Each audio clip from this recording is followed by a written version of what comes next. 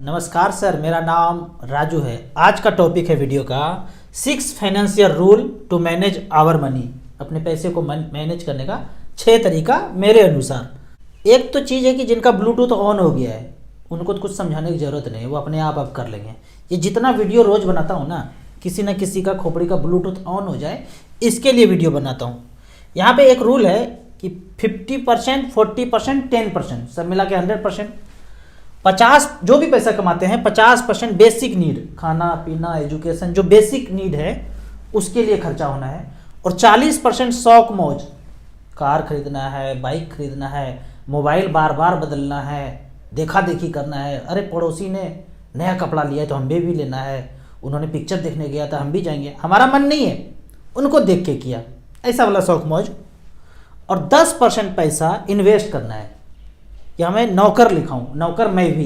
इसका मतलब है कि आप कोई भी बिजनेस करते हैं या जॉब में जहाँ भी हैं, अगर तो आप एक नौकर को रखते हैं और उसको सैलरी देते हैं 10,000, 12,000, 15,000 जो भी देते हैं, तो आप अपने आप को भी एक नौकर समझ लीजिए।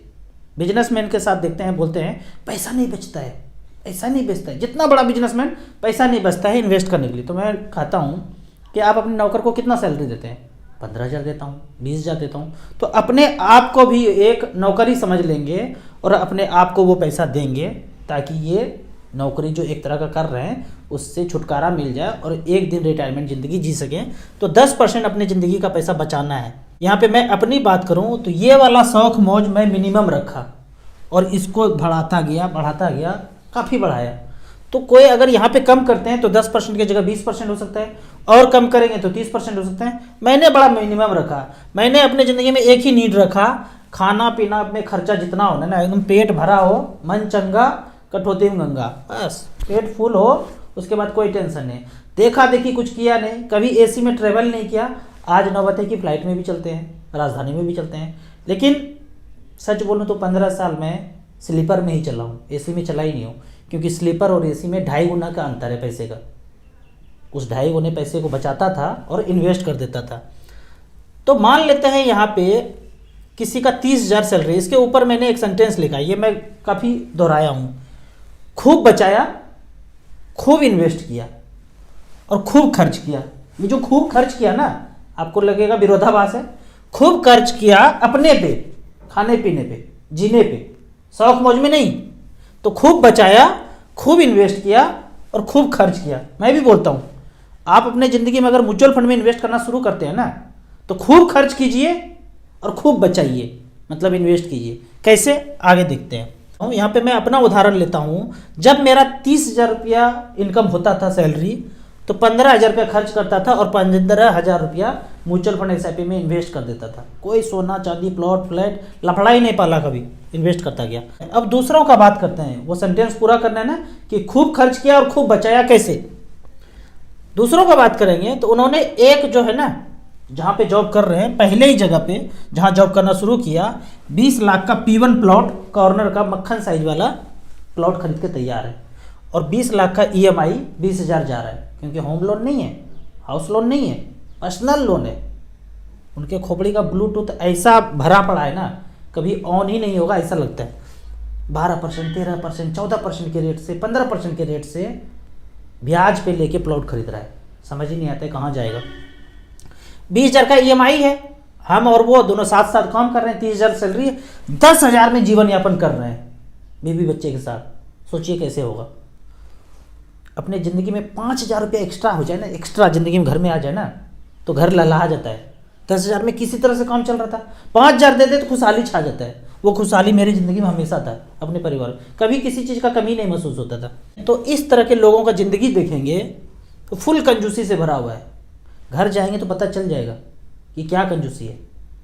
राशन भी भरा पूरा नहीं होता है, क्योंकि हर महीना 10,000 आना है, तो 6 महीना का राशन कहाँ से हो जाएगा।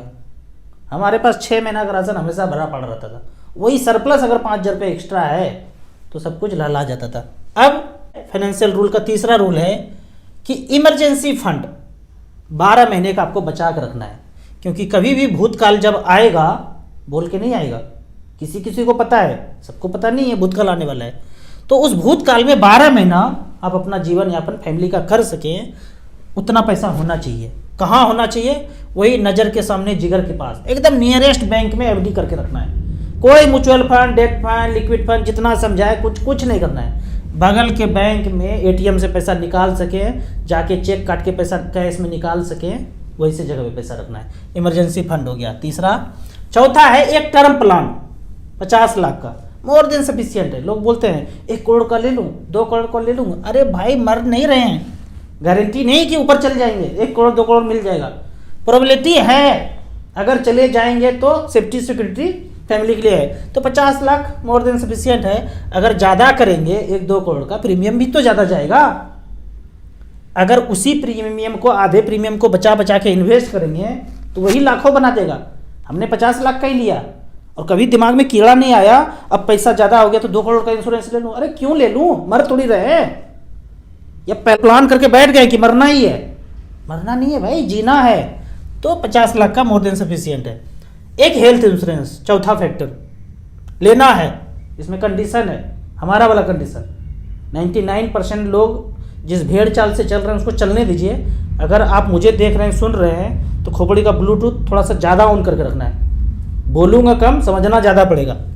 ये वाला इंश्योरेंस, हेल्थ इंश्योरेंस लेना है। यदि इसमें कवर बोलता है, कॉल सेंटर से फ़ोन करके पूछेंगे आयुर्वेदिक सिस्टम से उपचार करोगे, होम्योपैथी डॉक्टर के पास भी जा सकता हूँ ना, रिम्बर्समेंट हो जाएगा ना, नेचुरोपैथी तरीके से ठीक ठाक हो सकता हूँ ना, या एक ही पद्धति है जहाँ मार धाड़ एक्शन से भरपूर होता है, ऐसे एक ही जगह पे नहीं जाना है। सब कुछ है।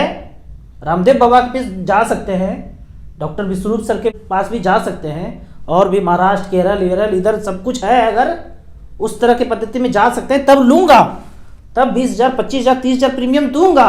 सब लोग बोलेंगे तो दिमाग खटकेगा उसका, कंपनी वाले का। मजबूरी में उसको जोड़ना पड़ेगा दूसरे पैथी को, नहीं तो एक में ही पता चला ना, टोकन देने वाला सिस्टम गया और टोकन मिला है। तो इस पद्धति से तब तक दूर रहना है, तब तक नहीं लेना है, जब तक ये सब जो भारतीय सिस्टम है इसमें जुड़ न जाए तब तक नहीं लेना है। मैंने नहीं लिया है, बिल्कुल नहीं ज़रूरत है। अब आखिरी पॉइंट के बारे में बात करते हैं, 5वां पॉइंट। जब तक जॉब आपका मूवेबल है, पता ही नहीं है कि कहाँ टिकना है, परमानेंट कहाँ रहना है, रिटायरमेंट का ज़िंदगी कहाँ जिएंगे ये पता ही नहीं है, तब तक आपको प्लॉट, फ्लैट और सपनों का घर लेना नहीं है, एकदम नहीं लेना है। अब हमें पता चल गया है कि हम यहीं ही रहेंगे चंडीगढ़ में, अब खरीदने का ट्राई कर रहे हैं। 20 साल से रेंट पे घूम रहे थे, कमेंट में करते हैं अरे ये 20 साल से रेंट पे है, क्या ज़िंदगी जिया, क्या पैसा किया। अरे पैसा है तो क्या, उसमें बारूद लगा के माचिस लगा दें, पता तो चले रहना कहाँ है। तो तब तक, जब तक जॉब है तब तक आपको घर नहीं लेना है। एकदम पता चल गया कि अब यहीं रहेंगे परमानेंट, तभी लेना है। पता चलता है कि आपका घर यहाँ है और जॉब यहाँ है, 1000 किलोमीटर के डिस्टेंस में, महीने में 1 बार 2 बार घर आते हैं, लंबा छुट्टी होता है तब घर आते हैं, और आप अलग, फैमिली अलग। ऐसा बवंडर नहीं करना है ज़िंदगी में। सब लोग करके बैठे हैं, समाज में आँख खोल के देखिएगा, बवंडर सबके पास है। हर 3 महीना में घर देखने जाते हैं, हर 3 महीना में रेंट बदलने जाते हैं, पेंट करने जाते हैं, बिजली बत्ती लगाने जाते हैं। अरे बाप, यही काम है। बोलता हूँ आधा घंटा धूप में बैठिए तो टाइम नहीं है, टाइम कौन खा गया, वो प्लॉट फ्लैट। बोलता हूँ बैठ के धीरे धीरे फल खाइए तो टाइम ही नहीं है, कब टाइम आएगा भगवान जाने।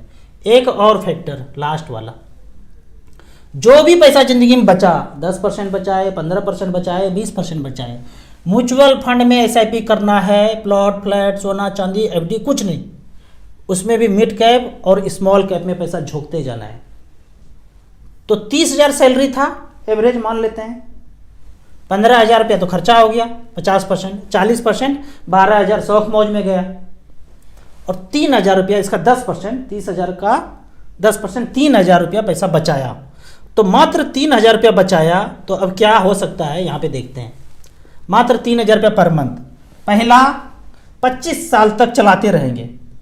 अभी नहीं हो रहा है 55 एज, अभी 30 ही है, 30 साल एज है तो 25 साल बचाए 55 में रिटायरमेंट लेंगे, तो 3,000 रुपये पर मंथ और मात्र 13% का रिटर्न हो तो 9 लाख का वैल्यू 68 लाख होता है। समीकरण नंबर 1, 68 लाख हो गया। अब दूसरा, जब 5 साल के बाद इनकम बढ़ जाएगा तो 3,000 और बढ़ा देंगे और ऐसा 20 साल तक चलाएंगे आप। 5 साल के बाद 3-3 हज़ार करना शुरू किए, 5 साल किए, 5 साल के बाद इनकम थोड़ा तो बढ़ेगा, थोड़ा बढ़ेगा तो 3 हज़ार और बढ़ा देंगे और बाकी पैसा खर्चा करते रहेंगे। अब इस पैसे को 3 हज़ार को 20 साल करेंगे। पहले 25 साल चला था, अब 20 साल चलेगा। 13% के रेट से 7,20,000 जमा होगा, 34,36,000 होगा। एक चीज़ जोड़ना है, 34,36,000 हुआ। यदि पैसे को safer safest bank post office में 7% से करें तो 34 के जगह 15,71,000 होता है। और आपको पता ही है, बैंक, पोस्ट ऑफिस, इंश्योरेंस, जितना चीज़ आप जानते हैं वो सब अपना पैसा मार्केट में ही लगाते हैं, म्यूचुअल फंड शेयर बाजार में ही लगाते हैं। कोई मंगल ग्रह तो जाता नहीं है, वहाँ से पैसा छाप छाप के बोरा में भर के लाता है, तो मार्केट में ही जाता है। एक व्यक्ति ये बोलता है ना, मैं शेयर बाजार में पैसा नहीं लगाऊंगा। अच्छा, थोड़ा सा नहीं, थोड़ा भी नहीं लगाऊंगा। अब सोचिए कहाँ लगाऊंगा? बैंक में। 10 लाख बैंक में रख दिया FD। अब आप सोचिए बैंक कहाँ लगाया? बैंक ने शेयर बाजार में रख दिया। तो आपका पैसा शेयर बाजार में नहीं लगाऊंगा, ये सच हुआ? अरे आपने लगाया, आपके बदले में बैंक लगा दिया। तो ये कहना ना, मैं शेयर बाजार में पैसा नहीं लगाऊंगा, म्यूचुअल फंड में पैसा नहीं लगाऊंगा, वो बैंक लगाया, आपको 6-7 दिया, उसने 12, 13, 14, 15 कमाया। तो कोई भी व्यक्ति ये बोलते हैं कि मैं मार्केट में पैसा नहीं लगाता हूँ, तो जाने अनजाने में वो गलत बोल रहे हैं। तो फिर 13% के रेट से 20 साल में 34 लाख बन गया। अब 5 साल के बाद फिर 3 हज़ार बढ़ा देंगे और 15 साल तक चलाएंगे, 16 लाख बन गया।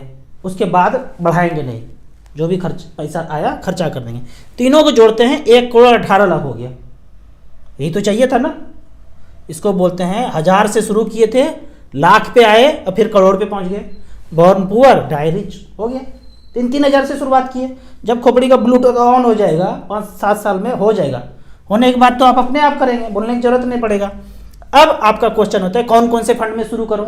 पहली बार शुरुआत करना चाहता हूं, छलांग लगाना चाहता हूं, घुसना चाहता हूं, तो ये फंड है बैंक वाला म्यूचुअल फंड। यहाँ पे लिखा हूं बैंक वाला स्मॉल कैप, जिसका बैंक है, जिसका म्यूचुअल फंड चल रहा है वही वाला। पहला फंड है बैंक वाला SBI स्मॉल कैप। 2010 से लेकर 2023 तक पिछले 13 साल में जमा किया 4,68,000, 3-3 हज़ार रुपया पर मंथ, 22,26,000 हुआ है 22% के रिटर्न से। जबकि हमने 13% का रिटर्न कैलकुलेट किया है, उससे ज़्यादा मिलेगा तो ज़्यादा होगा। 1,16,18,00,000 था ना, ज़्यादा होगा तो ज़्यादा मिलेगा, लेकिन हमने 13 कैलकुलेट किया है, सेफर सेफेस्ट। अब दूसरा बैंक वाला म्यूचुअल फंड देखते हैं, HDFC स्मॉल कैप। 1-1 हज़ार रुपये पर मंथ 2010 से लेके अब तक 2023 तक 4,68,000 जमा हुआ है। इसमें लोगों ने कितना पैसा जमा किया है? भारत देश के लोगों ने 14,000 करोड़। ये पैसा हम लोगों ने जमा किया है मूलधन, और ये पैसा एक एक इंडिविजुअल ने 1,000 रुपये लगाया, वो है 4,68,000, वैल्यू है 15,25,000, 16.98। सारा खर्चा खुर्चा इसमें काट लिया है। अब ये जो पैसा 15,25,000 आज निकलना कोई चाहे तो सारा का सारा पैसा अकाउंट में आएगा। इसमें जो 10% टैक्स लगता है वो जाएगा, बाकी सारा पैसा अपना है। 15 लाख में मूलधन हटा दीजिए, 4 लाख 5 लाख बचा कितना? 10 लाख।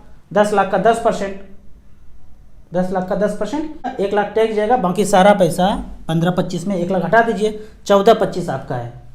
अब तीसरा फंड है बैंक वाला बोला हूँ, तो DSP को हटा दीजिए, कोटक स्मॉल कैप। यहाँ पे देखते हैं 1-1 हज़ार रुपये पर मंथ किया तो 16,85,000 बनाया है, 18% का रिटर्न। ये 3 फंड में आप SIP शुरुआत कर सकते हैं। काफ़ी सारे लोगों का क्वेश्चन होता है कि सारे स्मॉल कैप में कर देंगे तो ओवरलैप हो जाएगा। ये इंटेलिजेंट लोगों का क्वेश्चन है, अगले वीडियो में जवाब देंगे। कुछ ओवरलैप ऐसा कुछ होता नहीं है। आपको इसी तरह म्यूचुअल फंड के बारे में और कुछ जानना है, इन्वेस्टमेंट के बारे में जानना है, तो इस नंबर पर मुझे व्हाट्सअप कर सकते हैं। म्यूचुअल फंड में आपको पहली बार इन्वेस्ट करना है तो दिए हुए ऐप में रजिस्ट्रेशन करने के बाद हमसे जुड़ सकते हैं। म्यूचुअल फंड में मिनिमम इन्वेस्टमेंट 100 रुपया से शुरू कर सकते हैं। जब सब कुछ समझ में आ जाए फिर ज़्यादा पैसा यहाँ पे इन्वेस्ट कीजिए। वीडियो अच्छा लगे तो व्हाट्सअप यूनिवर्सिटी में दोस्तों के बीच इसे जरूर शेयर करें। यूट्यूब पर देख रहे हैं तो लाइक एंड शेयर जरूर करें। Thank you so much.